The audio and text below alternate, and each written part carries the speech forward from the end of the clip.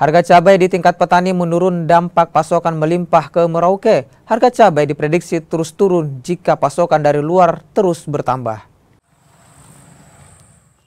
Melimpahnya pasokan cabai yang masuk ke Merauke berdampak turunnya harga tak terkecuali di tingkat petani. Cabai di tingkat petani kini dihargai Rp65.000 per kilogram dari sebelumnya Rp80.000 per kilogram. Sementara harga di pasaran juga turun dari harga Rp100.000 kini menjadi Rp90.000 per kilogram. 65. 65. Iya, 65 itu lokal. Lokal. Ini sudah harga sekarang ini dia turun atau naik, Pak? Kalau ini turun ini. Turun, kemarin 80. Oh, turun ya. Itu kenapa, turun. Pak? Ada kiriman dari luar. Dari luar. Gitu. Kan berapa harga cabai, Pak? Di pasar, kalau yang di pasar? Kalau sekarang di pasar sekitarnya 90. 90 ya.